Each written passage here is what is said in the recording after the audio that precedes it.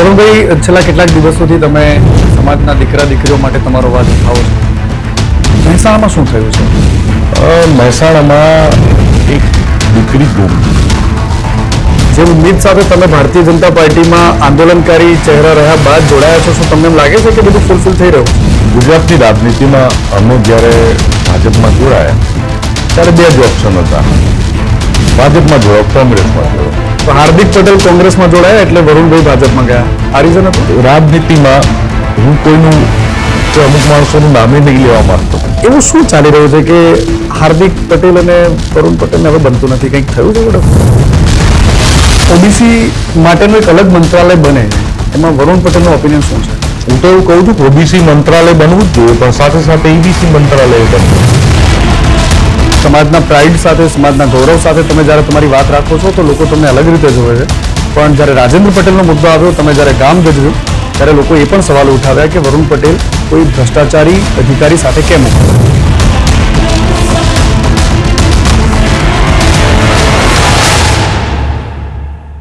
નમસ્કાર.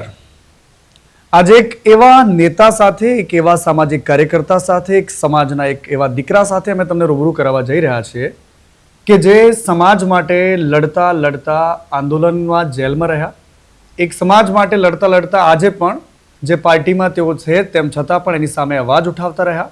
એક એવો નેતા કે જે પોતાની વાત બેબાકીથી પાર્ટીના વાડાઓને છોડીને પણ રાખે છે. એક એવો નેતા કે જ્યાં પોતાના સમાજની વાત આવે છે તો એ કોઈની પણ પરવા કર્યા વગર પોતાનો અવાજ ઉઠાવે છે. એ દીકરીઓનો મુદ્દો હોય, ભાગેડુ પ્રેમ લગ્નનો મુદ્દો હોય કે પછી સમાજના કોઈ પણ દીકરા સાથે થતો અન્યાય હોય. એક એવો નેતા કે જેના પર ટેગ લાગે છે કે પાર્ટીમાં હોવા છતાં પણ પાર્ટીની ગાઈડલાઈનની ઉપરવટ જઈને પોતાની વાત રાખે છે. પાટીદાર આંદોલનના એક સમયના જાણીતા ચહેરા અને ભારતીય જનતા પાર્ટીના નેતા વરુણભાઈ પટેલ મારી સાથે સ્ટુડિયોમાં ઉપસ્થિત છે. વરુણભાઈ, સ્વાગત છે તમારું ન્યૂઝ. નમસ્કાર, ખૂબ ખૂબ આભાર. Thank you so much sir. કેવું લાગી રહ્યું છે? ટીવીમાં આપણે મળ્યા હતા અને આજે ડિજિટલ પ્લેટફોર્મ પર મળી રહ્યા છે પહેલી વાર. પહેલાં તો તમને ખૂબ ખૂબ શુભકામનાઓ. Thank you. તમે એક મોટા ઓર્ગેનાઇઝેશનનો નાનો હિસ્સો હતા, પણ હવે નાના ઓર્ગેનાઇઝેશનનો બહુ મોટો હિસ્સો હતો અને ભવિષ્યમાં આ ઓર્ગેનાઇઝેશન ગુજરાતનું સર્વોપરી મીડિયા જગતનું ઓર્ગેનાઇઝેશન બને એવી હાર્દિક શુભકામના. આપણે બધાએ સાથે સાથે સંઘર્ષ શરૂ કરેલો, તો તમારી એ પ્રગતિ જોઈ અને આનંદ થાય છે આજે. Thank you so much sir, thank you. વરુણભાઈ, છેલ્લા કેટલાક દિવસોથી તમે સમાજના દીકરા દીકરીઓ માટે તમારો અવાજ ઉઠાવો છો. મહેસાણામાં શું થયું છે? મહેસાણામાં એક દીકરી ગુમ થઈ. દીકરી ગુમ થઈ 2-3 દિવસે. બહુ નબળો પરિવાર છે. એક માનસિક રીતે વિકલાંગ ભાઈ છે અને ઉંમરલાયક માતા છે. દીકરી ના મળતા પોલીસ સ્ટેશન ગયા. પોલીસ સ્ટેશને જ્યારે ગયા ત્યારે ખબર પડી કે એક ડેથ બોડી મળી છે. કમનસીબે ડેથ બોડી એમની જ દીકરીની નીકળી. એક સમાજસેવી, 1-2 વકીલોએ અને એ માતાએ તપાસ કરતા હતો કે મારી દીકરી તો ભાઈ આવી રીતે કોકની જોડે ગઈ હતી ને આ એના ડેથ બોડીવાળી જગ્યા એના રૂટમાં આવતી નથી. હત્યાની આશંકા ગઈ. સ્થાનિક અમારા પાટીદાર આંદોલનના આગેવાનો છે, સતીશ પટેલ ને સુરેશ ઠાકરે ને બધાએ તપાસ કરી. એ લોકોને હત્યાની આશંકા ગઈ. પોલીસ અધિકારીઓને મળ્યા, બધું કર્યું, પણ જનરલી આવા બધા કેસોમાં પોલીસ બહુ આત્મહત્યાના કેસ તરીકે લાઇટલી લઈ અને ઓવર એક્સરસાઇઝમાં પડતી નથી હોતી. એટલે એ લોકોએ એક્સિડેન્ટલ ડેથ તરીકે કન્સિડર કરી અને વાત પોતાનું કામનું ભારણ ના વધે એ એકમાત્ર ઉદ્દેશથી કાચી તપાસ કરી. ઓકે. 10 દિવસે અંતે એ લોકો કંટાળ્યા પછી મને કે વરુણભાઈ હવે તમારે આવવું પડશે અને એઝ યુઝ્યુઅલ આ સીધી ભાષા નહીં સમજી. પછી આડી ભાષામાં વાત કરી અને પરિણામ તમે જોયું. 24 જ કલાકમાં મર્ડરની FIR એડમિટ થઈ ગઈ. 24 કલાકમાં આરોપીની ધરપકડ થઈ ગઈ. એટલે આ ખરેખર ગુજરાતની લોકશાહી ના હોય. જેની જે જવાબદારી હોય પૂરી કરવી જોઈએ. આ તો એક હત્યાનો પ્રશ્ન છે, ખૂબ ગંભીર પ્રશ્ન. આમાં આવી બેદરકારી ચાલે નહીં. ઇવન તમે પેનલ ડોક્ટર જોડે પોલીસે પોતાની સેફટી માટે PM કરાયું. પેનલ ડોક્ટરે પણ અડઘડ પોસ્ટમોર્ટમનો રિપોર્ટ આપી દીધો છે કે ડૂબી જવાથી મોત થઈ ગયું છે. જે ફોટામાં સ્પષ્ટપણે દેખાય છે એવી ઇન્જરી સુદ્ધાનો પીએમ રિપોર્ટમાં ઉલ્લેખ નથી. એટલે પોલીસ કરતાંય વધારે બે જવાબદાર વર્તન કર્યું હોય તો પીએમ કરનાર ડોક્ટરોએ કર્યું. પણ હવે આવો પરિવાર છે, કોઈને કઈ રસ છે નહીં. હકીકતમાં તો એ ડોક્ટરો ઉપર પણ કાર્યવાહી થવી જોઈએ અને ડોક્ટરોના લાયસન્સ સસ્પેન્ડ થઈ અને એમને સજા થવી જોઈએ. અને એ સરકારની જવાબદારી છે, સરકારે ત્વરિત ઇન્કવાયરી બેસાડવી જોઈએ. પણ ખબર નહીં, હવે અમારે તો દીકરીના ન્યાયનો પ્રશ્ન હતો, એ દિશામાં વાત આગળ વધી ગઈ એટલે બીજા બધા વિષયમાં બહુ પડવું નથી. પણ સરકારે 100% એ પેનલ ડોક્ટર ઉપર પણ કાર્યવાહી કરવી જોઈએ. વરુણભાઈ, સવાલ અહીંયા એક દીકરીનો નથી. સવાલ એ છે કે આવી જ પ્રકારની દીકરીઓ કે જેની પાછળ બોલવા માટે વરુણ પટેલ નથી, જેની સાથે બોલવા માટે સમાજના કોઈ હોકારા પડકારા નથી, એવા દીકરીઓ કે એવી માતાઓ માટે કોણ અવાજ ઉઠાવશે? કારણ કે જે ઉમ્મીદ સાથે તમે ભારતીય જનતા પાર્ટીમાં આંદોલનકારી ચહેરા રહ્યા બાદ જોડાયા છો, શું તમને એમ લાગે છે કે બધું ફૂલફિલ થઈ રહ્યું છે? જો ગુજરાતની રાજનીતિમાં અમે જ્યારે ભાજપમાં જોડાયા ત્યારે બે જ ઓપ્શન હતા, ભાજપમાં જોડાવ, કોંગ્રેસમાં જાઓ. હા, એના સિવાય કોઈ વિકલ્પ જ નહોતો. તો એ વખતે લાગ્યું કે ભારતીય જનતા પાર્ટીમાં જોડાઈએ, કોંગ્રેસમાં નહીં જોડાવું, કોંગ્રેસને પાડ દેવી તો ભાજપમાં જોડાયા. આમાં કોઈ બીજું કોઈ લાંબુ લોજિક કંઈ હતું નહીં. અને કે સરકાર ભાજપની બનવાની છે, નરેન્દ્ર મોદી જેવું નેતૃત્વ છે, અમિતભાઈ જેવું નેતૃત્વ છે, તો એ એનાથી પ્રેરાઈ અને ભાજપમાં જોડાયા. અમે કોઈ એવા લોજિકલ ઘડાયેલા પોલિટિશિયન નહોતા, અમે તો accidental politician.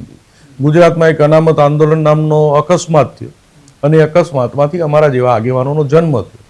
Basically we are not a politician. આ તો થઈ ગયા ને કેમ ના થઈ ગયા એ ભગવાન જાણે, અને સમાજનું ઋણ છે અમારા બધા ઉપર. ગામે અડધું જ ઓળખતું હતું, એની જગ્યાએ અડધો દેશ ઓળખતો થઈ ગયો. બરાબર. આખું ગુજરાત ઓળખતું થઈ ગયું. એક સમાજનો વિષય ઉપાડ્યો અને પછી પોલિટિક્સ એનો પાર્ટ છે, તો એ પાર્ટમાં જોડાઈ ગયા એક રાજકીય પાર્ટીમાં, નથિંગ એલ્સ. જેને જનરલ ડાયર કહેતા હતા, એમના વખાણ કરવામાં અસહજ નહોતું લાગતું? અઘરું પડે. હું તમને કહું, હું તો બહુ, તમે મને બહુ જાણો છો કે નફ્ફટ પ્રકારનો રાજનેતા.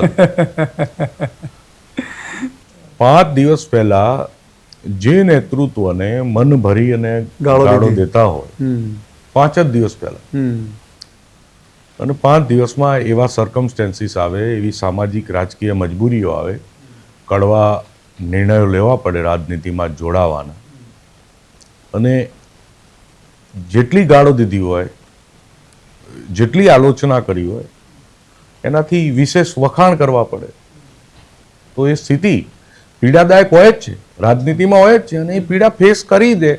અને મેં જે તે વખતે બહુ ગુજરાતના પોલિટિક્સની કે સમાજની બહુ ઉપરના લેવલની અંદરની ગેમ સામાન્ય લોકો બિચારા નથી સમજતા. હા, એના ભાગરૂપે, એની રણનીતિના ભાગરૂપે આખી ટીમ જોડે, મુખ્ય આગેવાનો સાથે ચર્ચા કરી અને રાજનીતિમાં ભાજપમાં જોડાવાનો નિર્ણય લીધો હતો.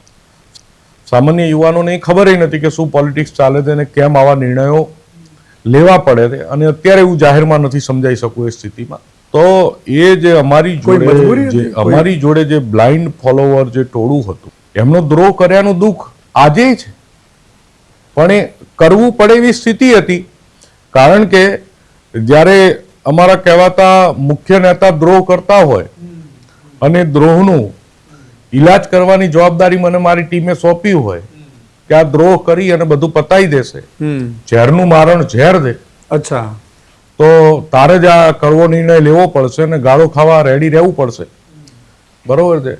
એ ઝેરને મારવા મેં ઝેર પીધું. થોડું સરળ ભાષામાં સમજાવવાની કોશિશ કરું દર્શકોને. હાર્દિક પટેલ કોંગ્રેસમાં જોડાયા એટલે વરુણભાઈ ભાજપમાં ગયા, આ રીઝન હતું? રાજનીતિમાં હું કોઈનું કે અમુક માણસોનું નામે નહીં લેવા માંગતો કે અમુક વસ્તુ ઓપન નથી કરવા માંગતો. ઓકે. પણ ગુજરાતના અને તમારા દર્શકોને તમે બધાય બહુ હોશિયાર છો, બહુ શોર્ટમાં સમજી જાય ગુજરાતની સાણી પ્રજા છે. નહીં, પણ મારો પ્રશ્નનો સવાલ, મતલબ મારો સવાલ સીધો એટલો હતો કે એ ઘૂંટડો પીવો પડે એવી મજબૂરી હતી કે પછી કોઈ બીજી ત્રીજી વાત, જેમ કે હાર્દિકનું ભારતીય જનતા પાર્ટીમાંથી ન જવું અથવા કોંગ્રેસમાં જવું, એ સમયે બંને પાર્ટીઓ દ્વારા લોબિંગ ચાલતું હતું, મોટાભાગના આંદોલનકારીઓ કોંગ્રેસમાં જોડાયા, તો વરુણ પટેલને એવું કેમ લાગ્યું કે ના અહીંયા જવું જોઈએ, જેમને આપણે જનરલ ડાયર કહીએ છીએ, જેમણે આપણે સત્તા આપણા દીકરાઓની જીવ લીધા છે ત્યાં સુધી તમારા આરોપો હતા, તો એવી શું મજબૂરી ઊભી થઈ? મારો સીધો પ્રશ્ન એ છે કે એવી શું મજબૂરી હતી કે તમારે હાર્દિકને કાઉન્ટર કરવા માટે અથવા તો એવા કોઈ નેતાઓને કાઉન્ટર કરવા માટે તમારે સત્તા પક્ષ સાથે જવું પડ્યું? જો અમુક વાતો હું તમને ચોખવટ નહીં કરું, તમે ગમે તેમ ગોળ ગોળ પૂછશો અને જેટલી વાર પણ પૂછશો, ઠીક છે, પણ તેમ છતાં હું તમને અપેક્ષા રાખું છું કે સ્પષ્ટતાપૂર્વક કહી.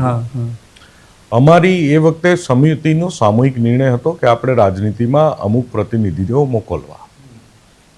કોંગ્રેસના મોવડી મંડળ સાથે, અશોક ગેહલોતજી સાથે, જે તે વખતના પ્રદેશ પ્રમુખ સાથે, રાષ્ટ્રીય નેતાઓ સાથે ઘણી બધી વાર એ દિશામાં અમે ચર્ચાઓ પણ કરી હતી અને ઓપન ચર્ચા કરી હતી, આખી સમિતિ બનાવી. પણ કોંગ્રેસ જે પોલિસીથી સમાજનો ઉપયોગ કરવા માંગતી હતી એ ઉપયોગ અમારે નતો થવા દેવો, એ અમારો સામૂહિક નિર્ણય હતો. ઓકે, એ અમારો સામૂહિક નિર્ણય હતો અને હું ભાજપમાં જઉં એ પણ અમારો સામૂહિક નિર્ણય જ હતો. ઓકે, અમે 2 વર્ષમાં રાજનીતિ થોડી ઘણી વખતે શીખી ગયા હતા, કાચા તો પડ્યા હતા પણ શીખી ગયા હતા, અને સામૂહિક નિર્ણય હતો કે અમારો છૂટકો નથી કે અમારી સ્થિતિ નહીં કે અમે ભાજપમાં જઈ શકીએ, પણ કોંગ્રેસ આપણા સમાજની લાગણીઓ સાથે રમી અને સમાજને કંઈ આપ્યા વગર જે સત્તા મેળવવાના સુખી સપના જોઈ રહી હતી, એ સપના તોડવાનું કામ વરુણ તારું છે. અને બહુ મોટા વર્ગની લાગણી ને માન આપી અને હિંમત ભર્યું પગલું મેં લીધું. એ ડેરિંગનો વિષય હતો. નો ડાઉટ ડેરિંગનો વિષય હતો ને, કારણ કે સમાજની ભાવના હતી, એનાથી અગેન્સ્ટની અવાજ. હા, એટલે ડેરિંગનો વિષય હતો. મને કે જે ખોટા માણસોએ જે માહોલ બનાવ્યો તે માહોલ બ્રેક કરવાનું કામ તારું છે. આજે જો ગુજરાતની પાટીદાર અનામત આંદોલનની આખી સમિતિ ગુજરાતની મારી જોડે છે, હું એમની જોડે છું. જે મુખ્ય ચહેરા હતા એ ક્યાં છે અત્યારે? બધાય સાથે જ છે. અચ્છા, હાર્દિકભાઈ સાથે? ના, હાર્દિકભાઈ સાથે નહીં, હાર્દિકભાઈ ધારાસભ્ય છે. અલ્પેશભાઈ? હા, બાકી આખા ગુજરાતમાં કોઈ પણ ટીમ બધા સાથે છીએ. પાટીદાર આંદોલનકારીઓની ચિંતન શિબિર 1 વર્ષ પહેલા આ 6 મહિનામાં જ કરી હતી, આઈ થિંક 28 છે. અને તમે જોયું હશે કે ગુજરાતના તમામ આંદોલનના ચહેરાઓ એમાં હાજર હતા. વરુણભાઈને શું ચાલી રહ્યું છે? લોકો ઘણા બધા, મને આજે જ્યારે હું તમારો ઇન્ટરવ્યુ કરવાનો હતો, ઘણા બધા લોકોએ કીધું કે અલ્પેશભાઈ વરુણભાઈ વચ્ચે જે પહેલા દોસ્તી હતી, એ મંચ પર જ્યારે બંને ગરજતા હતા, એ ટોપ 5 નેતાઓમાંથી એમ હાર્દિકભાઈ ને વરુણભાઈ બંને સાથે જ હોય, તો એવું શું ચાલી રહ્યું છે કે હાર્દિક પટેલ અને વરુણ પટેલને હવે બનતું નથી? કંઈક થયું છે વડકો? નહીં, વૈચારિક મતભેદો. એક જ પાર્ટીમાં વૈચારિક મતભેદો? અલગ પાર્ટીમાં હતા ત્યારે હતા, હવે સાથે છે તો પણ છે. સામાજિક મુદ્દે? હા, 100% ઘણા બધા મુદ્દા છે. શું મતલબ થોડું કહી શકો જો તો દર્શકોને તમે ખુલીને? કારણ કે અમે જે અમુક મુદ્દામાં પર્સનલ એલિગેશન કરવા કે પર્સનલ આલોચના કરવી એ મારી પ્રકૃતિ નહીં, મારો નહીં, સામાજિક મુદ્દાની વાત છે કે એવા કયા મુદ્દા છે કે તમારી એમની સાથે વૈચારિક? નહીં, હું આ બાબતમાં બહુ ચર્ચામાં નથી પડતા. ઓકે, અલ્પેશ કથિરિયા વિશે શું કહેવું છે આપનું?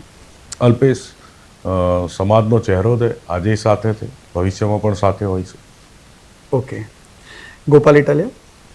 એ સામાજિક રીતે, પોલિટિકલ રીતે અમે બહુ કટ્ટર સામસામે છીએ. સામાજિક રીતે કાલે સાથે હતા, આજે સાથે છીએ, ભવિષ્યમાં પણ સાથે રહીશું. સામાજિક મુદ્દાઓમાં જ્યારે વાત આવે તો પાર્ટી નડે છે કે નહીં નડતી વરુણભાઈને? મને નહીં નડતી, બીજા નડતી હોય મને ખબર નહીં. હવે શું ખૂટે છે વરુણભાઈને? શું ખૂટે છે? કારણ કે પંચાયતથી પાર્લામેન્ટની વાત આવી અને ગુજરાતના મુખ્યમંત્રીને બદલી દેવા પડ્યા એવી વાત રાજનીતિક વર્તુળોમાં ચાલતી થઈ. મુખ્યમંત્રી ભારતીય જનતા પાર્ટીએ પટેલ લાવ્યા, પણ શું ખરેખર પટેલો પાવરમાં છે? વર્તમાન સ્થિતિની વાત કરું છું. નથી. પટેલોનું કોઈ ખરાબમાં ખરાબ રાજકીય અસ્તિત્વ હોય તો અત્યારના સમયમાં. કેમ એવું લાગે? તમને લાગે છે, મને લાગે છે, અને સનાતન સત્ય છે, લાગવાની વાત નહીં, આ સત્ય છે. નહીં, પણ અમે તમને સવાલ પૂછી શકીએ, જવાબ તમારે આપવાનો છે કે એવું કેમ છે? નહીં, પત્રકારો તો પૂછી શકે છે તમને કે એવું શું છે કે જેના કારણે પાટીદારોના કહેવા મુજબ એક વાત પર મુખ્યમંત્રી બદલાય છે, પરંતુ મુખ્યમંત્રી પટેલ હોવા છતાં પણ પટેલોને કેમ એવું લાગે છે કે અમારી સત્તા નથી? હવે એ સમાજની ફિલિંગ છે, કાર્ય પદ્ધતિ, અને પેલું શું કહેવાય કે અત્યારે તો પટેલોને રાખવા પડે છે એટલે રાખે. ઓકે, મજબૂરી છે. આ એક ગુજરાતની રાજનીતિની તાસીર છે. ક્યાંય સુખે રાજી રાજી નહીં, પેલા બહુ દેશી ભાષામાં કે છૂટાછેડા લેવા છે, પણ સારું પાત્ર મળે તો અહીં લઈએ. ઓકે, ઓપ્શન મળે તો. હા, બરોબર. એટલે એ સ્થિતિમાં છે તમારે કુપાત્ર જોડે કજોડા ચાલી રહ્યા છે. હા, એટલે એક મનમેળ નથી, પરાણે બધું હેડ્યા કરે, ચાલ્યા કરે એવી વાત છે. શું એમ મતલબ અંદરથી શું છે? બરોબર, ખુલીને નથી બોલતા તમે, જવાબ આપો. જો અંદરથી જે પ્રમાણે આખી ગુજરાતની રાજનીતિનો સિનારીઓ છેલ્લા 6-12 મહિનાથી તમે જુઓ તો પાટીદાર સમાજનું ગુજરાતની રાજનીતિમાંથી પતન કરવાના જે ચોકઠા છે એ ગોઠવાયેલા છે, ગોઠવાઈ રહ્યા. અને ક્યાંક 90% ગોઠવાય છે, પાછો સમાજ એટલો બુદ્ધિજીવી શક્તિશાળી છે તો ચોકઠા વીખી નાખે. બરોબર. બાકી તમે એનું આખું સ્થાનિક સ્વરાજના હું ફિગરો ડિક્લેર કરીશ કે કઈ રીતે સમાજનો રકાસ કાઢવામાં આવ્યો છે સ્થાનિક સ્વરાજની ચૂંટણીઓમાં, અને એના હું ફિગરો 2-4 દિવસમાં હું મીડિયા સમક્ષ અને સોશિયલ મીડિયામાં હું રજૂ કરવાનો કે કેટલું આપણું પ્રતિનિધિત્વ ઓછું કર્યું. અને પેલું ટેસ્ટર અડાડે છે, તમે સમજ્યા કે આટલું કરીએ હતી તો કોઈ વાંધો નથી આવતો ને તો વધારે કર્યું. ઓકે, એટલે પેલું એરર એન્ડ ટ્રાય એન્ડ એરરની સ્થિતિ ચાલી રહી છે. બાકી પાટીદાર સમાજે સમજવાની, જાગવાની જરૂર છે. ન તો પાટીદાર સમાજનું રાજકીય અસ્તિત્વ ખતમ થઈ જશે, આ 100%ની વાત છે. નહીં, રાજકીય અસ્તિત્વ કોના હાથમાં છે? સમાજનું રાજકીય અસ્તિત્વ કોના હાથમાં છે? પાર્ટીઓના હાથમાં, રાજકીય પાર્ટીઓના હાથમાં. તો અત્યારે તમે પણ રાજકીય પાર્ટીનો હિસ્સો? હા, હું બધી રાજકીય પાર્ટીઓની વાત કરું છું. બધી રાજકીય પાર્ટીઓને પટેલના વોટ જોઈએ હતી, પટેલના પૈસા જોઈએ હતી, પણ પટેલને સ્થાન નથી આપવું. ઓકે, આપવું પડે તો જ આપવું. બરોબર. માનભેર, પ્રેમભેર, તમે મને પ્રેમભેર ઇન્ટરવ્યુ લેવા બોલાયો અને હું માનભેર તમને ઇન્ટરવ્યુ આપું છું, તમારા તીખા સવાલોનો જવાબ આપું છું. આપણે બી કોઈ મજબૂરીમાં નહીં ભેગા થઈ. રાઈટ. પણ તમને એક ઉત્સાહ હતો કે વરુણભાઈ સાથે વાત બિલકુલ, કરી, મને આનંદ હતો કે તમારી સાથે મારે વાત કરી. બિલકુલ. કે આજે આનંદનો મનમેળ, અને ભવિષ્યમાં તમે એવા મોટા થઈ જાઓ અને હું મોટો થઈ જાઉં એવી આશા રાખીએ. બિલકુલ. અને આપણને બેને એકબીજાને ગમતું ના હોય, પણ મારે તમને મજબૂરીમાં ઇન્ટરવ્યુ આપવું પડે ને તમારે મારું લેવું પડે. પડે. મારી વ્યુઅરની ડિમાન્ડ છે, લેવું પડશે. અને હું એમ કહું ના, એમની જોડે વ્યુઅર છે, મારે આપવું પડે. એ બે સ્થિતિનો ફરક છે, આ ફરક છે ખાલી. વાહ, જોરદાર.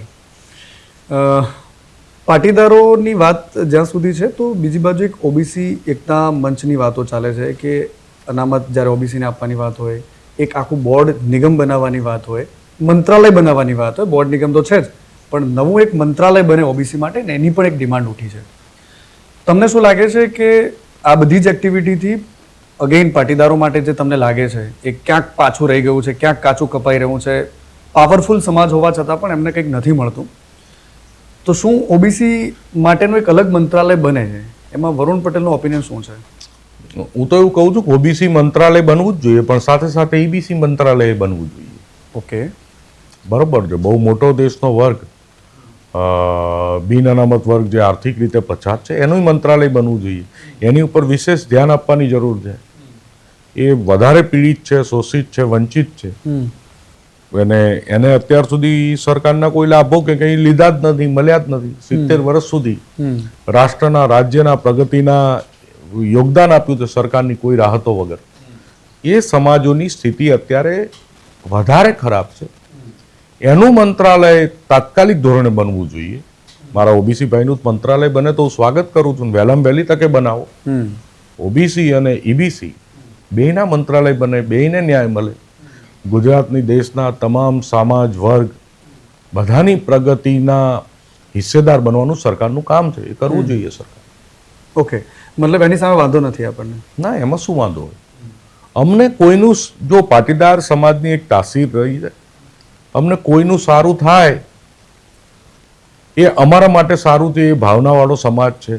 ગામમાં ગમે એ સમાજના લગ્ન હોય એ લગ્નના આયોજનમાં પટેલિયા હોય.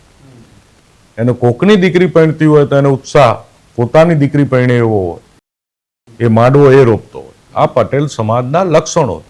એટલે અમને કોઈને શું મળે છે, કોઈને કંઈ વધારે મળે છે એનાથી અમને દુઃખ છે જ નહીં. અમે પતી ગયાથી અમારા માટે કંઈક કરો એ અમારી માંગણી. સમાજના એવા કયા મુદ્દા છે કે વરુણભાઈ હજી રહી ગયા છે? તમે સરકારની સાથે છો, સરકારમાં છો, સરકારનો હિસ્સો પણ છો, નારાજ છો એ અલગ વાત છે, પરંતુ એવી કઈ વાતો છે કે જે સરકાર હજી પાટીદારોના મુદ્દાઓને નથી સાંભળતી? જેમ કે તમે હમણાં તાજેતરમાં પ્રેમ લગ્નની વાત કરી, પ્રેમ લગ્નનો મુદ્દો, ભાગેડુ લગ્નનો, પ્રેમ લગ્નનો નહીં ભાગેડુ લગ્નનો, એ મુદ્દાને સરકારે સાંભળ્યો, પણ એમાં પણ એવું લાગી રહ્યું છે, જો એનું પૂરેપૂરું વિશ્લેષણ કરવામાં આવે તો એમાં પણ ટેસ્ટર જેવી વાત, જેમ તમે કીધી એ વાત, એમાં શું કચાશ રહી જાય છે? તું પહેલા સ્પષ્ટતા કરતું ચોખવટપૂર્વક, હા, હું ભારતીય જનતા પાર્ટીનો કાર્યકર છું.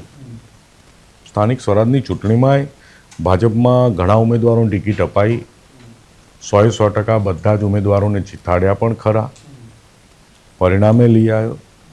પણ ભારતીય જનતા પાર્ટીનો કાર્યકર છું, હું સરકારનો હિસ્સો નથી. સરકાર ભાજપની છે એટલે સરકાર ભાજપની છે, પણ એવું ભારતીય જનતા પાર્ટીનો કાર્યકર ક્યારેય સરકારનો હિસ્સો નથી હોતો. સરકાર એની સિસ્ટમથી ચાલે છે અને હું પાર્ટીના લાખો કાર્યકરો જેમ કામ કરે એમ હું કામ કરું. હું કોઈ પાર્ટીમાં કોઈ એવો મોટો પદાધિકારી નથી, એટલે હું એ સ્પષ્ટતા કરતો. ભાગેડુ લગ્નની વાત છે તો ભાગેડુ લગ્ન પ્રથામાં અમે સરકાર જોડે અભ્યાસ કરી અને પછી અમે સરકારને સુધારા સૂચવ્યા કે આ સુધારા બંધારણીય રીતે શક્ય થઈ શકે એવા સુધારાઓ છે. સરકારે એના અમલનું કમિટમેન્ટ આપ્યું, એનું નોટિફિકેશન બહાર પાડ્યું, એમાં સૂચિત સુધારાએ મગાયા, પણ હજુ 2-1 મહિના જેટલો સમય થઈ ગયો, હજુ એને લાગુ કરવામાં નથી આવ્યું. લાસ્ટ વીકમાં જ કાયદા મંત્રીશ્રી સાથે વાત થઈ છે અને એ દિશામાં એ ફોલોઅપ લેશે અને લાગુ કરશે એવા અમે આશાવાદી છીએ. લાગે છે એનાથી સોલ્યુશન આવી જશે? જો 100% સોલ્યુશન આવે કે ના આવે, ઘટાડો તો આવે ને. એવું નથી કહેતા અમે કે 100% એમાં સોલ્યુશન આવે, પણ ઘટાડો આવશે આંશિક. જરૂર સમય અંતરે બીજી જરૂર પડશે તો બીજા સુધારાઓ કરાવીશું. એટલે 100% સમાજને, સર્વ સમાજને ફાયદો થશે એના. ઓકે, અચ્છા, પ્રેમ લગ્નની વાત છે, એના વિરોધી નથી તમે, પણ ભાગેડુ લગ્નના વિરોધી છો. આ ભાવ ક્યાંથી લાગે છે? કારણ કે પાટીદાર સમાજને અંદરખાને એવું લાગે છે, અથવા તો એક મોટા વર્ગને, માત્ર પાટીદાર સમાજની વાત નથી કરતો, એક મોટા વર્ગને એવું લાગે છે કે અમારી દીકરીઓને આવી રીતે એક જાળમાં ફસાવીને એ પ્રોપર્ટી કબજે કરવાની જે મૂળ ભાવના છે, અથવા તેના મા બાપને રંજાડવાની જે બેઝિક ભાવના છે, શું આ જ એની પાછળનો મુખ્ય ઉદ્દેશ હતો કે પછી કોઈ બીજા કારણો છે? એક આ તો ઉદ્દેશ મુખ્ય છે જ. દરેક સમાજે આ વિષયમાં સહકાર આપ્યો, અમને અભિનંદન આપ્યો અને દરેક સમાજે અમને પાઘડીએ પહેરાઈ. રાઈટ. કે ભાઈ આટલી બોલ્ડ રીતે કોઈ પણ વિષયમાં વાત કરીને એમાં પરિણામ લાવવાની તાકાત તમારા પાટીદાર આંદોલનકારીઓમાં જ છે. અને તમે 7 અશ્વમેઘ યજ્ઞનું પુણ્ય કરી રહ્યા છો. આવું દરેક સમાજે આગેવાનોએ જાહેરમાં કીધું. એટલે કે આમાં તમારે જ્યાં જરૂર હોય, જેવી રીતે જરૂર હોય એમાં કરજો. દરેક સમાજ અલગ અલગ રીતે અલગ અલગ વિષયોથી આ વિષયમાં પીડાય છે. પ્રોપર્ટીની વાત હોય, દીકરીના ખરાબ ભવિષ્યની વાત હોય, અમુક વાર ખોટા રેકેટોની વાત હોય, એ બધી રીતે ઘણા બધા વર્ગ, બધા જ સમાજો પીડાતા હતા અને સામાજિક ઇમ્બેલેન્સ થતું હતું અને સમાજો વચ્ચે વિગ્રહ પણ ક્યાંક ઘણી જગ્યાએ થતા હતા. તો આ બધાનું એક સોલ્યુશન લાવવાનો અમે અમારી રીતે પ્રયત્ન કર્યો, સરકારમાં રજૂઆત કરી. હવે જોઈએ છીએ સરકાર કેટલો સહકાર આપે. રાઈટ, ઠીક છે. તમે જે લડતો લડો છો એના પરિણામો સુધી પહોંચવાની કોશિશ થાય છે. એક લડત લડી હતી તમે રાજેન્દ્ર પટેલ માટે. સુરેન્દ્રનગરના કલેક્ટર હતા, એમના પર ભ્રષ્ટાચારના આરોપ છે, ઈડીએ એમની સામે કાર્યવાહી કરી છે. લોકો એવું કહેતા હતા કે વરુણ પટેલ ભ્રષ્ટાચારી યુવક હોય, ભ્રષ્ટાચારી જો સમાજનો દીકરો હોય તો એની સાથે પણ ઊભા રહે છે. તો શું એ વાતમાં તથ્ય છે? કારણ કે સમાજના પ્રાઇડ સાથે, સમાજના ગૌરવ સાથે તમે જ્યારે તમારી વાત રાખો છો તો લોકો તમને અલગ રીતે જોવે છે. પણ જ્યારે રાજેન્દ્ર પટેલનો મુદ્દો આવ્યો, તમે જ્યારે ગામ ગજવ્યું, ત્યારે લોકો એ પણ સવાલો ઉઠાવ્યા કે વરુણ પટેલ કોઈ ભ્રષ્ટાચારી અધિકારી સાથે કેમ ઊભા છે? પહેલી વસ્તુ, ભ્રષ્ટાચારમાં ઝીરો ટોલરન્સ પોલિસી હોવી જોઈએ, ચાહે કોઈ પણ સમાજનો હોય, ચાહે પાટીદાર હોય, ઠાકોર હોય, ક્ષત્રિય હોય. હું એમાં સહમત છું. અને હું તો ત્યારેય મેં ચાલુ સભામાં કીધું હતું કે રાજેન્દ્ર પટેલે ભ્રષ્ટાચાર કર્યો જ છે, એની ઉપર તમે કાર્યવાહી કરો. પણ મને ગુજરાતની સન્માનનીય સરકાર એક આઈએએસનું ઉદાહરણ આપે અને ગેરંટી સાથે કે આ આઈએએસ અને આઈપીએસ પૈસા નથી લીધા. અમે આ તમામ આઈએએસ આઈપીએસના પરિવારની મિલકત, એની આવક બધાની તપાસ કરીને તમે કહીએ. એક આઈએએસ આઈપીએસનું નામ આપો કે જેનો દીકરો હાયર એજ્યુકેશન માટે 4-4 કરોડની ફી વાળી કોલેજમાં ફોરેનની યુનિવર્સિટીમાં ના ભણતો. મને એક આઈએએસ એક આઈપીએસનું નામ આપો કે જેનો અમદાવાદ જેવા શહેરોમાં 1,000 વારમાં બંગલો ના. ગુજરાતમાં 100 કરોડનું ટર્નઓવર કરનારો ઉદ્યોગપતિ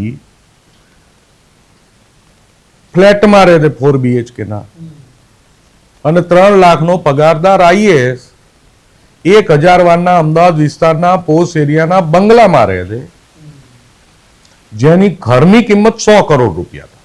હું રિયલ એસ્ટેટનો ધંધો કરું છું એટલે મને ખબર છે, ઓછામાં ઓછી 100 કરોડ થાય. અને ઇસ્કોન આંબલી જેવો રોડ હોય તો 300 કરોડ રૂપિયા થાય ઘરની કિંમત. તો 3 લાખ રૂપિયા પગારવાળા આઈએએસ આઈપીએસ જોડે 300 કરોડનું ઘર કેવી રીતે બને?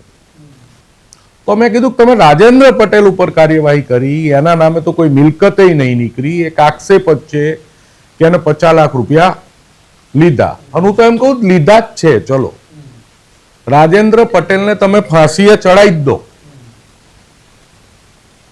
તો એનાથી વિશેષ ભ્રષ્ટાચાર કરી અને જે આઈએએસ જે આઈપીએસ પૈસા લીધા છે એવા બધાને તમે ફાંસીએ ચડાવી દો. રાજેન્દ્ર પટેલ એક ઉપર કાર્યવાહી કેમ? એમાં મેં ક્યાં ખોટી વાત કરી? મેં તો ન્યાયની માંગણી કરી. અને બધા હાચા બેઠા હોય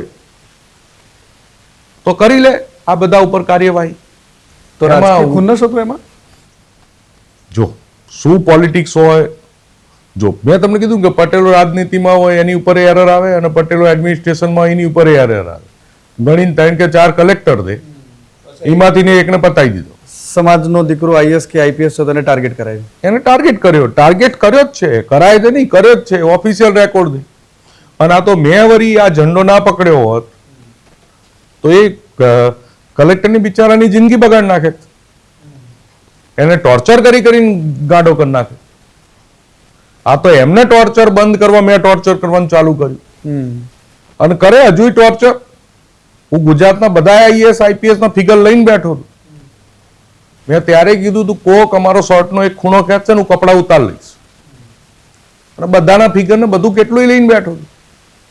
કેટલા ગુજરાતી અધિકારીઓની શું દશા છે, નોન ગુજરાતી અધિકારીઓ જોડે કેટલા પૈસા છે, કોના પોતપોતાના રાજ્યોમાં કેવા ઇન્વેસ્ટમેન્ટ છે, બધું કઈ સમય આવશે. એમાંય પોલિટિક્સ ચાલે છે. એમાંય પોલિટિક્સ ચાલે છે. ગુજરાતી અધિકારી વર્સિસ નોન ગુજરાતી અધિકારી. તમે જો અમદાવાદ શહેરમાં ગુજરાત બન્યું ત્યારથી કોઈ દિવસ એક જ વાર ગુજરાતી આઈપીએસ કમિશનર બન્યા છે. સુરત ગુજરાત બન્યું ત્યારથી એક જ ગુજરાતી અધિકારી આઈપીએસ કમિશનર બન્યા છે. બાકી નોન ગુજરાતી હતી. ગુજરાતમાં કોઈ આઈપીએસ લાયકાત વાળો જ નહીં. મલઈ વાળી જગ્યાઓ ગુજરાતી અધિકારીઓને નહીં આપવાની. મતલબ મલાઈ ખાવા મળે ત્યાં બહાર ના હા, મળે જ છે ને. એમાં અલ્યા ભાઈ ચોખ્ખી ચાંદી જેવી વાત છે. આમાં હંતાડવાની કોઈ વાત જ નહીં, તમે સમજો. અને મેં તમને પહેલા જ આઈડેન્ટિટી આપી દીધી કે હું નફટ રાજનેતા છું. અને નફટાઈથી ચાલે એવી રીતે જેટલું ચાલે એટલું ચલાવવું છે. બાકી હું ગાંધી પરિવારમાં જન્મ્યો નહીં, ધંધો કરું છું, જમીન નહીં કરવા માંડીશ, 2 પૈસા વધારે કમાઈશ. મને કોઈ એવો ફેર પડતો નહીં. હું કોઈના બાપથી હું ફાટી પડતો નહીં, અને કોઈ મને પગાર આલતું નહીં. અને સરકારને દર વર્ષે 15 લાખ રૂપિયા ઇન્કમ ટેક્સ ના આપવું, 30 લાખ રૂપિયા જીએસટી આલું, બરોબર છે એમાં. એટલે મારી ઉપર કોઈનું કોઈ ઋણ છે નહીં. અને મને બીજાઓની જેમ અણસાચતી બીક નહીં લાગતી કે મારી નાખશે. અરે મારી નાખશે તો ચા કોઈ અમર પાટો લઈને આવે, 5 વર્ષ રહીને પાડી દઈશ, અત્યારે એમનો સમય ઈ પાડી દેશે તો હું 5 વર્ષ રહીને પાડી દઈશ. તે વર તો હજી એ જ છે. એમાં શું, પણ એમાં ફંડામેન્ટલ રીતે તમે જ્યારે ખોટું કરતા નહીં, હું પટેલિયાને એ કહું છું કે નહીં તમે દારૂનો ધંધો કરતા, નહીં તમે જુગારના અડ્ડા ચલાવતા, જે કમાવો છો એનો પૂરો ટેક્સ ભરો છો, બરોબર? તમને આ પગ પકડવાની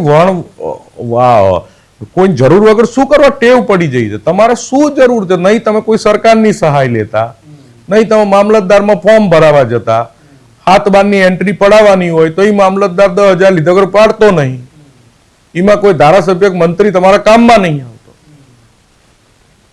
તો લબડવાનું શું? એમાં વરુણભાઈ કહેતા નહીં મફતમાં પડતી, એને કરાવવા જાઓ તો વારજી પૈસા આપણે આલવાના જ છે. આ નિર્માલ્યતા આવી કેમ છે પાટીલોમાં? આવી ગઈ છે, એક નિર્માણ કરવામાં આવ્યું, અને અમે વિદ્રોહી સ્વભાવનાથી વિદ્રોહ કર્યો છે. વિદ્રોહનું જે પરિણામ આવે, સારું ખરાબ, અમે ભોગવી લઈશું. આવે છે ખરા ક્યારે કોઈ પરોક્ષ પ્રત્યક્ષ? સતત લડતા જોઈએ એ તો બધું આવતું જ રહે ને, પણ અમે પ્રૂફ થઈ ગયા. કારણ કે જો આવે શું, તમારી ઉપર કેસ થઈએ કે તો બધાને ખબર પડી જાય કે આમની ઉપર કેસ કરીએ તો અસર નહીં થતી, આમને જોડે મારામારી કરીએ તો અસર નહીં થતી, આમને જેલમાં મોકલીએ તો અસર નહીં થતી. તો હવે અમારું કરીશું લે, હાથ બાર તો અમારા બાપની છે, કોઈ લઈ નહીં જવાનું. વિવાદમાં નાખો 10 વર્ષ પછી સોલ્વ થઈ જાય. અમારે વેચવી નહીં, ખેડવામાં તો કોણ રોકી શકવાનું? ખેડતા રહીશું, ખેડતા રહીશું. ધંધો બંધ કરાવી દે તો નવું કંઈક કરશું. બાહો મેં દમે જરૂરિયાત કમે જેવું. ના ના, જરૂરિયાત વધારે જ છે, પૂરેપૂરી. હા, અને તો કરી લઈશું, એમાં શું છે.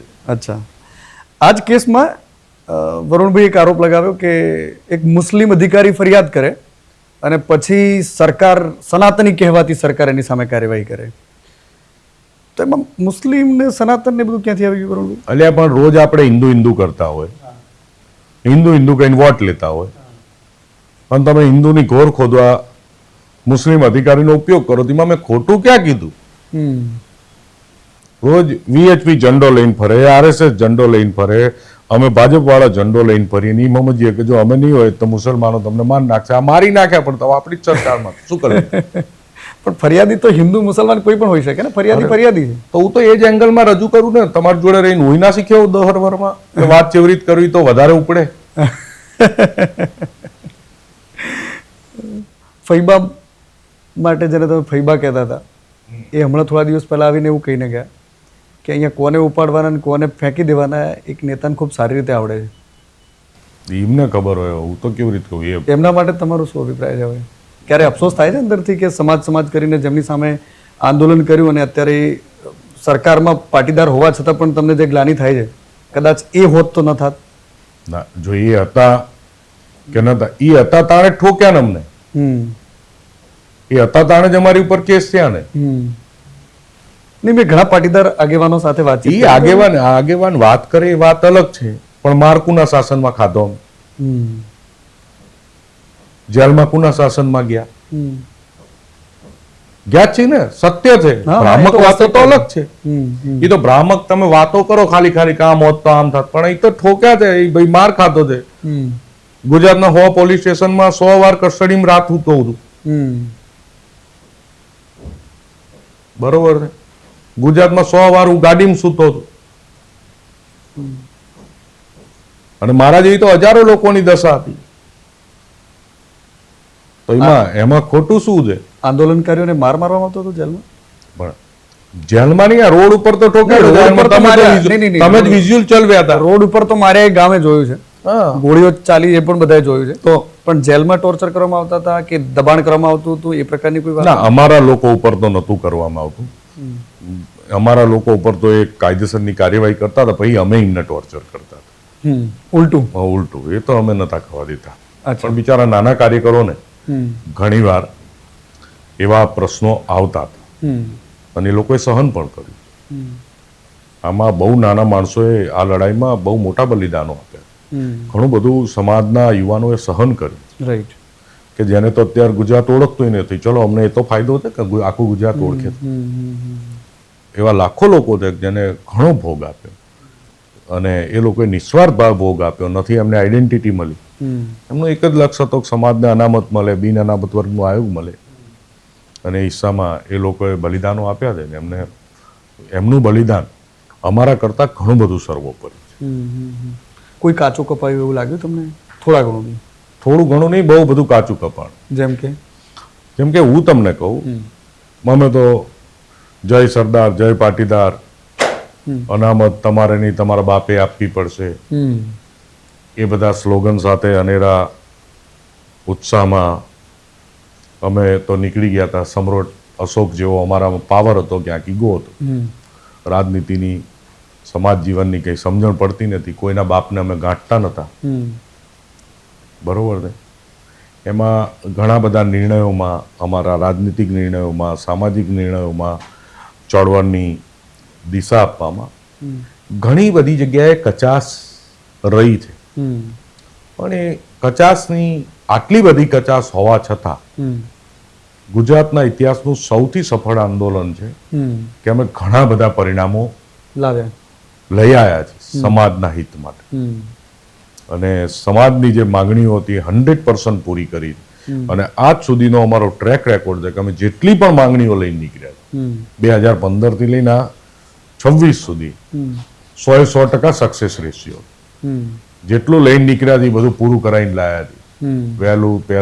વહેલું થાય, મોડું થાય, ખેલ કરવા પડે, નાટક કરવા પડે, જે કરવું પડે સ્ટ્રેટેજિકલી કરવું પડે. અમે 10 વર્ષમાં ઘણા ઘડાઈ ગયા, એટલે ઘણું બધું આવડી ગયું છે. હવે ઓછી મહેનતે પરિણામ લાવી શકીએ છીએ. જેમ કે આ મહેસાણાની દીકરીનો મામલો જુઓ તો અમે 24 કલાકમાં ફરિયાદ દાખલ કરી દીધી અને આરોપીને પકડાઈએ દીધી. એ ગુજરાતના કોઈ સામાજિક આગેવાન ના કરી શક્યા, મોટા કે ગુજરાતના કોઈ મિનિસ્ટર ના કરી શકે. કહેવાતી લુખા ટોળકીએ 24 કલાકમાં પરિણામ લાવી દીધું. કહેવાતી લુખા ટોળકી મતલબ? કહેતા હતા ને એ વખતે ઘણા બધા કહેતા કે આ બધી લુખી ગેંગ છે, આમને કઈ ધંધો નહીં, આ બધું આમ કરાવે. એમને ક્યાં કહેવા જો હું 15 લાખ ઇન્કમ ટેક્સ ભરું, 30 લાખ રૂપિયા સરકારને જીએસટી આલું. બરોબર? એમને ક્યાં કહેવા જેવું મારે કે એ વખતે $1000 ઘડિયાળ પહેરીનું આંદોલનમાં આવતો, આંદોલન કરતા. બરોબર છે? અને અત્યારે $1000 ઘડિયાળ પહેરી. બરોબર? એટલે એ બધું કહેવાનું વાત નહીં, પણ એ હમણાં તમે એવું કીધું કે સમાજના કોઈ આગેવાનને બોલવાની હિંમત નથી મહેસાણાના કેસમાં, આપણે ટ્વીટ કર્યું હતું. તો કયા આગેવાનો પર અપેક્ષા છે જે બોલતા જ નથી, બિલકુલ તાળા મારી રાખે છે મોઢા પર? બધા આગેવાનો પર. તમારી સમાજની દીકરીની હત્યા થઈ જાય, પોલીસ એને આત્મહત્યામાં ખપાઈ દે, 10 દાડા થઈ જાય, અને સમાજના એકે આગેવાન ના બોલે તો એ દુઃખની અને રોષની બાબત છે. જે રોષ મને દુઃખ મારું નતું, એ સમાજના સામાન્ય લોકોનું હતું. પણ આવું કેમ થાય છે જ્યારે સમાજનો મુદ્દો આવે છે, કોઈ દીકરીની વાત છે, કોઈ ગરીબ ઘરની દીકરી છે જેના માટે કોઈ બોલવા વાળું નથી, તો એવા સમયે જે સમાજ કરોડોના મોઢે દાન કરી શકે, જે સમાજ હોસ્ટેલોનું નિર્માણ કરી શકે, જે સમાજ પોતાની દીકરીઓને IAS ને IPS બનાવવાના સપના જોવે, એ સમાજના મોઢાથી એક શબ્દ કેમ ના નીકળે? એવું શું થઈ ગયું છે? જે તમે કીધું એ એક વાસ્તવિકતા છે, અને જે મેં જે કીધું એ એક વરવી વાસ્તવિકતા છે. એ એક વરવી વાસ્તવિકતા છે. મેં વિડીયોગ્રાફી સાથે પહેલી વાર મારે એ જાણવું છે કે એવો નિર્માલ્ય સમાજ કેમ થઈ રહ્યો છે? જેમ તમે આગળ વાત કરી કે કોઈ બોલવા તૈયાર નથી થતું સરકાર સામે, વ્યવસ્થા સામે, પોલીસ સામે, તો કેમ નથી બોલતું? એનું કારણ શું છે? એ અભ્યાસનો વિષય છે. હું એવું માનું છું કે બોલવું જોઈએ, કારણ કે પેલું શું કહેવાય, નૂર વગરના નેતા લાંબો સમય ચાલતા નથી. તમારી જોડે ઇન્ફ્રાસ્ટ્રક્ચર હશે, પૈસા હશે, થોડો ટાઈમ ચાલી જશે, લાંબો સમય નહીં ચાલી શકે. સમાજના નેતા, આ તો છેલ્લા 10-20 વર્ષમાં પેટર્ન આવી કે પૈસાવાળા નેતા પ્રસ્થાપિત થઈ શકે. બરોબર? 20 વર્ષ પહેલા પાટીદારમાં કોઈ એવી સિસ્ટમ નથી. જે સમાજનો સૌથી ગરીબમાં ગરીબ આગેવાન હોય એ સમાજનો પ્રમુખ બનતો હતો. અને હજુ ઘણા બધા સમાજોમાં એવું છે, ઘણા બધા સમાજોમાં એવું છે. અમારો જે સમાજ છે, તો અમારા સમાજમાં પ્રમુખ હતો, આજના સમયમાં બાઇક લઈને ફરતો. એવા વ્યક્તિને અમે સમાજના પ્રમુખ બનાવ્યા અમારા સમાજમાં. તો એ છે, પણ જે મીડિયા, સોશિયલ મીડિયાના પરસેપ્શનથી અમુક લોકો આર્થિક રીતે સંપન્ન, અને નો ડાઉટ સાથે સાથે સમાજનું ઇન્ડાયરેક્ટ ઘણું બધું સારું કામ પણ કરે. બરોબર, પણ તમે જ્યારે આગેવાન છો, તમે જ્યારે જસ પૂરેપૂરો સમાજનો લો છો તો અબજસ પણ પૂરેપૂરો લેવો પડશે. બિલકુલ. અને તમે સારી બાબતમાં કામ કરો છો તો સમાજની એક દીકરીની આ બાબતમાં તમારી જવાબદારી ફિક્સ થાય છે. બને છે. એટલે હું તો બે પક્ષે વાત કરું છું. બાકી સમાજના જે આગેવાનો છે, મોટા આગેવાનો, ઘણું સારું કામ કરે, સમાજના ઉત્થાનો માટે પ્રયત્નશીલ રહે છે, પણ અમારો રોષ એ મીઠો રોષ છે કે આમાંય તમારે બોલવું જોઈતું હતું, આમાંય તમારે કરવું જોઈએ. એના સિવાય કોઈ વિશેષ કઈ વાત છે? તાજેતરમાં પ્રધાનમંત્રી નરેન્દ્ર મોદીને સરદાર પટેલના રત્નથી સન્માનિત કરવામાં, સરદાર પટેલ રત્ન એવોર્ડ એમને આપવામાં આવ્યો. ઘણા બધા આગેવાનોએ વિરોધ કર્યો કે આ એવોર્ડ એમને ના આપી શકાય, આ એમના માટે નથી. તમે એ વાતથી સંમત છો? જો એ સમાજે એમને એવોર્ડ નથી આપ્યો, એ ગગજીભાઈ સુતરિયાએ આપ્યો. અચ્છા, એ પર્સનલ છે, એમનું પર્સનલ છે ને એમની સંસ્થા ચાલે છે, જીને ગમે એને આપે એવોર્ડ.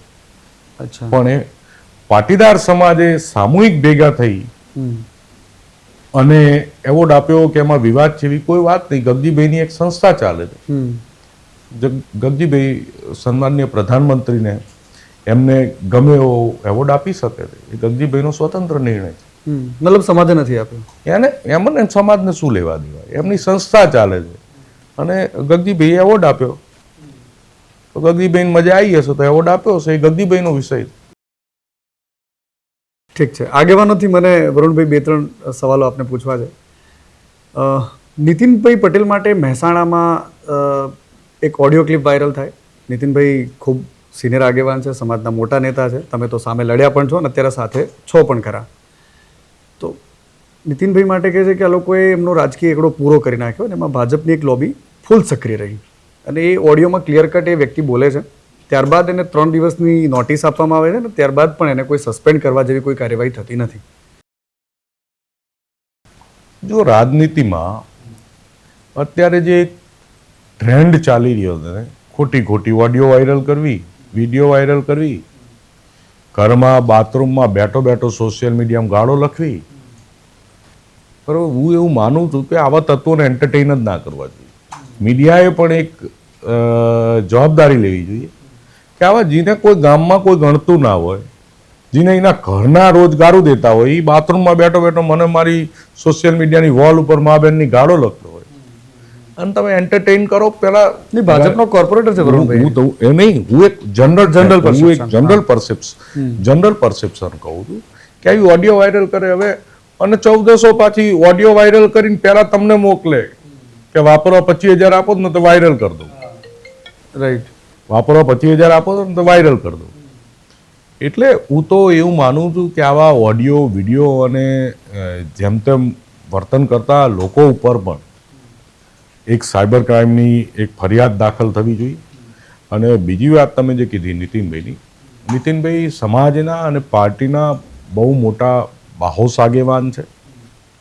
નો ડાઉટ હું તમારી એ વાત સાથે સહમત છું કે અત્યારે નીતિનભાઈ ક્યાંય પણ સરકારમાં કે સિસ્ટમમાં નથી. એ એક સત્ય છે. અને હું એ વાત સાથે પણ સહમત છું કે રાજનીતિમાં એમને સાઇડલાઇન કરવાના ઘણા બધા વર્ગોએ પ્રયત્ન પણ કર્યા હોય, એ રાજનીતિની રૂટીન પ્રક્રિયા છે. પણ રાજનીતિમાં છે ને આ બધું હમું કરતા જ આગળ વધવું પડે બધાએ. અને નીતિનભાઈ છે એનાથી હું ઘણા આગળ વધે એવી હું શુભકામના આપું છું, એવો આશાવાદી છું. અને બાકી રાજનીતિમાં આ બધા પડકારો આવતા રહે, સારો ખરાબ સમય આવતો રહે. રાજનીતિમાં દરેક સમયે ખાલી તમે રાજનીતિના ચક્રમાં ફિટ હોવા જોઈએ. અહીંયા સમય અંતરે ઘોડો ગધેડો બને છે, ગધેડો ઘોડો બને છે.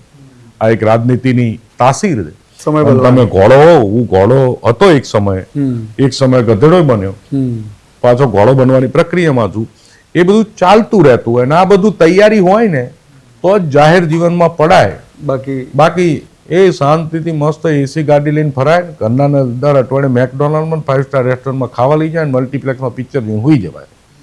આ બધી જો પીડા સહન કરવાની તમારી તૈયારી ના હોય, અને આ મૂળભૂત તો પીડા નહીં, આ તો એક ગુજરાતની પ્રજાનો બહુ મોટો 1-2% ન્યુસન્સ વર્ગ છે. અને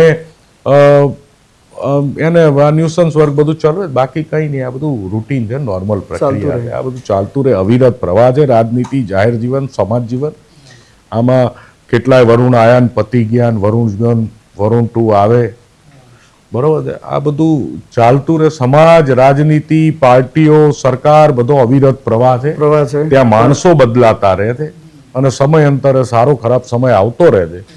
એ પચાઈ લેવો, સારા સમયમાં છકી ના જવું અને ખરાબમાં માનસિક હતાશ ના થઈ જવું, અવિરત ટક્યા રહેવું. વરુણભાઈ જે કહ્યું કે ઘોડો બનવાની પ્રોસેસ ચાલી રહી છે, લગભગ 1.5 વર્ષ બાકી છે ચૂંટણીને.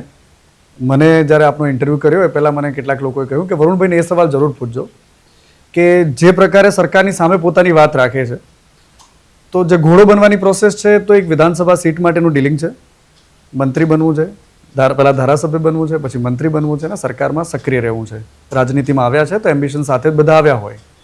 બીજો સવાલ એ પણ છે કે જો ભાજપમાં સેટિંગ નહીં પડે તો જેમ વરુણભાઈનો બેબાકીનો અંદાજ રહે એવી રીતે એ વખતે 2 જ ઓપ્શન હતા, હવે ત્રીજો પણ ઓપ્શન છે.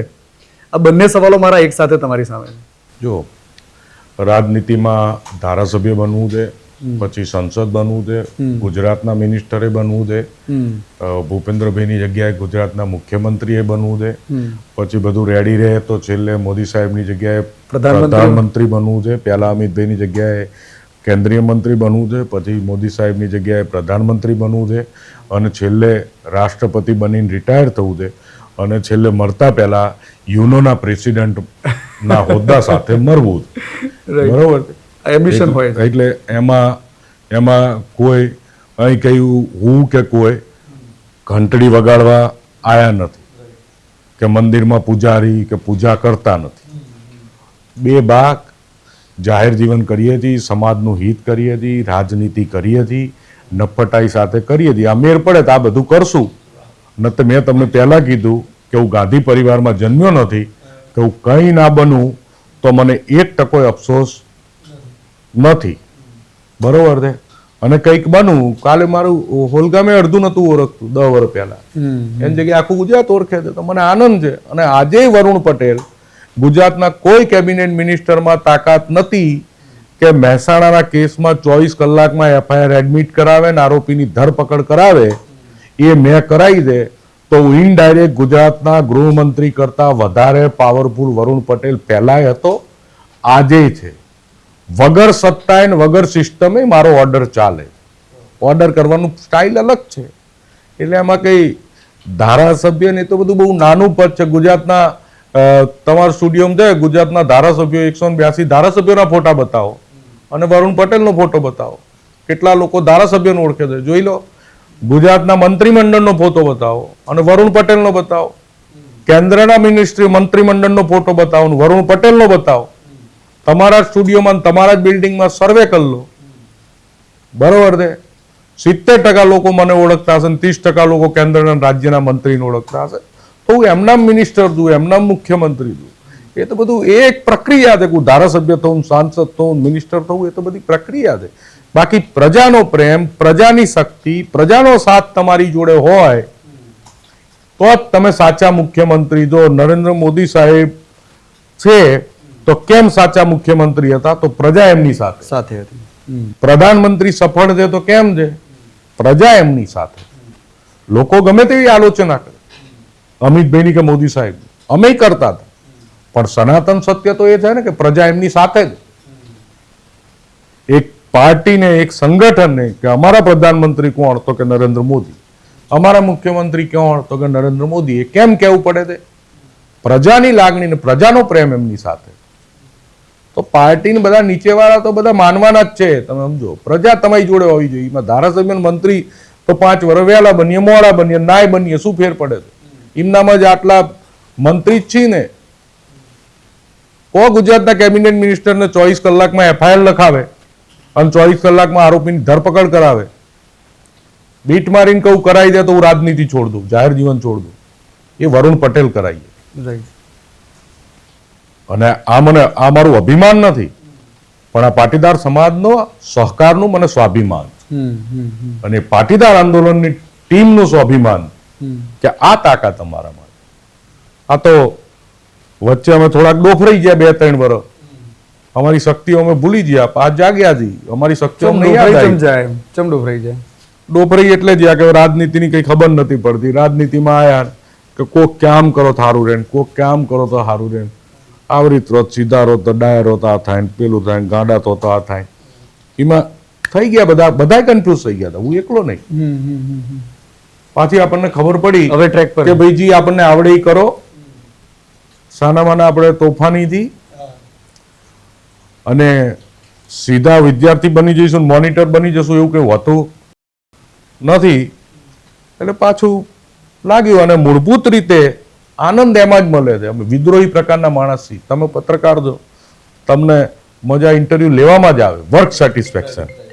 એમ અમારું વર્ક સેટિસ્ફેક્શન આ છે કે સમાજના હિત માટે લડવું, લોકો માટે લડવું, પીડિતો માટે લડવું ને એમને પરિણામ લઈ આવવું, તો એમાં અનેરો આનંદ મળે છે. આ દીકરીની એફઆઈઆર એડમિટ થઈ મહેસાણાવાળા કેસની, તો મને મુખ્યમંત્રી પદની શપથ લેતો એના કરતાં વધારે આનંદ થયો. એનાથી વધારે મને હૃદયનું સેટિસ્ફેક્શન મળ્યું. તો જે મનને આનંદ મળે છે એવું કામ કરવું, પ્રજાનું કામ કરવું, એમાંથી મનને આનંદ મળે છે. તો આપણને આનંદ જ, અહેસાસ જ મુખ્યમંત્રી બનવાનો એમનામ થાય છે. તો બીજી બધી પીડામાં શું કરવા પડવું. અને અમે તો ધારાસભ્યોનું નિર્માણ કરવા નીકળ્યા હતી, ધારાસભ્ય થવા નથી નીકળ્યા. અને હું આવનારી ચૂંટણીમાં હું કંઈ બનીશ કે નહીં બનવું એ 2 નંબરની વાત છે. 5-10 જણને 5-25 જણને બનેલા પતાવી દઈશ અને 5-25 જણ નવા બનાવીશ, એ મારું કમિટમેન્ટ. બહુ ગંભીરતાપૂર્વક, જવાબદારીપૂર્વક કહું છું કે 5-25 નવા આગેવાનો, રાજકીય આગેવાનોનું નિર્માણ કરીશ અને ખોટા બની બેઠા તેમને પતાવી દઈશ. જોરદાર. ગોંડલમાં કોને બનાવશો? બનાવીશું સમય પ્રમાણે, સ્થિતિ પ્રમાણે. હવે તો અમે રાજનીતિમાં આવી ગયા, સમય બધું ડિક્લેર કરીશું. ચર્ચા એવી છે કે અનારબેનને બનાવવાની વાત છે. એ કરીશું. ઘણા બધું ગુજરાતની રાજનીતિમાં ઘણું બધું કરવાનું, ઘણી બધી જગ્યાએ સમીકરણ બદલવાના, બનાવવાના છે, બનાવીશું. વિરમગામ પર નજર છે? આખા ગુજરાત ઉપર નજર છે. નહીં તો સેફર સાઈડ? નહીં, આખા ગુજરાત ઉપર નજર છે. મેં તમને કીધું કે 25 જણના ઘર વસાવવાના અને પછીના વીખી નાખવાના. ટ્રેક બદલવાનો પ્લાન નથી ને? ટ્રેક છે, એક જ ટ્રેક છે કે સમાજના હિતમાં કામ કરવું, અને એક ટ્રેક જિંદગીમાં નહીં બદલવાનો. પોલિટિકલ ટ્રેકની વાત કરું છું. પોલિટિક્સમાં કોઈ ટ્રેક હોતો જ નથી. અચ્છા, જ્યાં ચાલો એ રસ્તો બની જાય છે. પોલિટિક્સમાં તમે બનાવો એ રસ્તો હોય ને, એમાં શું ટ્રેક? નહીં, જે ટ્રેક પર અત્યારે ચાલી રહ્યા છો એ ટ્રેક બદલાવાની કે એવું કંઈ ઇધર ઉધરની કોઈ વાત નથી? એટલે શું તમે ખુલીને કહો? ખુલીને કહી દઉં કે આમ આદમી પાર્ટી 2027માં જો વરુણભાઈને ઓફર કરે છે તો શું ત્યાંથી ચૂંટણી લડશે? આમ આદમી પાર્ટીએ 2017માં ઓફર કરી હતી, 2022માં કરી હતી, ફરી મોટા 2027માં પણ કરશે. કોંગ્રેસે કરશે. બરોબર છે. ભારતીય જનતા પાર્ટી સાથે જોડાયેલો છું, ભારતીય જનતા પાર્ટીમાં જોડાયેલો જ રહેવાનો છું. પણ સાથે સાથે રાજનીતિમાં પ્રેમ હોય તો લગ્ન નથી હોતા. એ વસ્તુ મગજમાં રાખવાની. પ્રેમ થાય છે પણ લગ્ન નથી થતા. એટલે ઠીક છે વરુણભાઈ, મારે 2-3 નાના સવાલો કરવા છે. ખૂબ લાંબો અને સરસ ઇન્ટરવ્યૂ આપ ખુલીને જવાબ આપી રહ્યા છો એટલે મજા આવે છે દર્શકોને. એટલે હું 2-3 સવાલો તમને નાના પૂછવા માંગુ છું. મારો પહેલો સવાલ ક્વિક સવાલો પૈકી એક છે. ગોંડલમાં જયરાજસિંહ જાડેજાના પરિવારનો દબદબો, શું એની સામે પાટીદારોની જબરદસ્ત બહુમતી હોવા છતાં પણ કેમ એવું ચાલે છે? શું અંદરથી એ લાગણી ખરી કે ભાઈ પાટીદાર સમાજનો દીકરો ગોંડલથી ભાજપમાંથી ધારાસભ્ય બને? મને અપેક્ષા છે કે તમે એકદમ ટુ ધ પોઈન્ટ જવાબ આપશો. લાંબો અંદરથી નહીં, ખુલીને ડંકાની ચોટ ઉપર એવી લાગણી કે પાટીદારના વોટ છે, ગોંડલના વિકાસમાં પાટીદાર સમાજનો ફાળો છે અને પાટીદાર સમાજનો ધારાસભ્ય હોવો જ જોઈએ. એમાં અંદરથી શું ખુલીને લાગણી છે, એના માટે પ્રયત્ન કરવા જોઈએ. સફળ થઈએ, નિષ્ફળ થઈએ એ 2 નંબરની વાત છે. બાકી પ્રયત્ન કેમ ના કરવું, મારા સમાજની હું કેમ વાત ના કરું? જયેશ રાદડિયા માટે જે વખત આ તાજેતરમાં જ્યારે મંત્રીમંડળનું વિસ્તરણ થયું તો ચર્ચાઓ એવી ચાલી કે જયેશભાઈને કેબિનેટ મંત્રાલય મળશે. છેલ્લી ઘડીએ જે થયું આંખોની સામે છે. શું એમાં તમને લાગે છે કે ભારતીય જનતા પાર્ટીની સરકાર જે પાટીદારનો ઉભરતો સિતારો હોય કે લાગે છે ખરેખર કદાવર છે તો એને દબાઈ દે છે? સીધો ટુ ધ પોઈન્ટ જવાબ. હું તમને એ જ કહું, જયેશભાઈને મિનિસ્ટર બનાવે કે ના બનાવે પાર્ટીનો આંતરિક નિર્ણય છે ઓકે અને કયા સર્કમસ્ટાન્સીસથી લેવાયું હોય એ પાર્ટીનું મોવડી મંડળ જાણે. હું એમાં કોઈ કમેન્ટ નથી કરવા માંગતો. હું પાટીદારની વાત આવી તો પાટીદારમાં મજબૂત પાટીદારને પતાવી દેવો અને ખાનાપૂર્તિનો પાટીદાર લાવો એવી ગુજરાતની રાજનીતિમાં પોલિસી મેં તમને કીધું કે છેલ્લા ઘણા ટાઈમથી ચાલી રહી છે અને સત્ય છે. એ પૈકીની આ એક્સરસાઇઝ છે. હું એમાં બહુ વ્યક્તિગત વાતોમાં કે હું વ્યક્તિગત નામોમાં હું ક્યાંય પડતો નથી. ડન છે. ગોપાલ ઇટાલિયા માટે વરુણભાઈને કેવું માન છે અથવા તો એ જો એ બહુ આગ્રહપૂર્વક એમ કહે છે કે ભાઈ બદલો જ્યાં સમાજની વાત રાખે કારણ કે જિગીસા પટેલને જે પ્રકારે ગોંડલમાં મોટા કરવામાં આવી રહ્યા છે એમને જવાબદારીઓ સોંપવામાં આવી રહી છે એ આંદોલનકારી ચહેરાઓને એક એક કરીને ગોપાલભાઈની સાથે આવવાની જે આમંત્રણની વાત છે તો શું એમાં તમારા સુધી કોઈ એપ્રોચ થઈ રહ્યા છે? જો ગોપાલભાઈ આમ આદમી પાર્ટીમાંથી ચૂંટણી લડતા હતા, હું એમને હરાવવા ફરતો હતો, બરોબર છે. પણ એ જ્યારે ધારાસભ્ય થઈ ગયા ત્યારે એક પાર્ટીના નેતા તરીકે મારે માટે શરમજનક વાત હતી. પણ એક સમાજના આંદોલનકારી તરીકે, સમાજના સાથી તરીકે મારા માટે ગૌરવની પળ હતી કે તૂટેલા ચપ્પલ પહેરી અને અમારી સાથે જય સરદારના નારા સાથે આવેલો સામાન્ય યુવાન આજે ભારતીય જનતા પાર્ટીના આવા સુવર્ણકાળના સમયે પણ પોતાના આપ બળે ધારાસભ્ય બન્યો. એક આંદોલનકારી તરીકે અને એક પટેલના દીકરા તરીકે અભિમાનનો અને ગૌરવનો વિષય. વાહ. વર્તમાન સરકારમાં કાયદો અને વ્યવસ્થાની સ્થિતિ કેવી છે? આમ તો સારી છે. ક્યાંક કચાશ હોય તો અમે સોલ્વ કરીએ છીએ.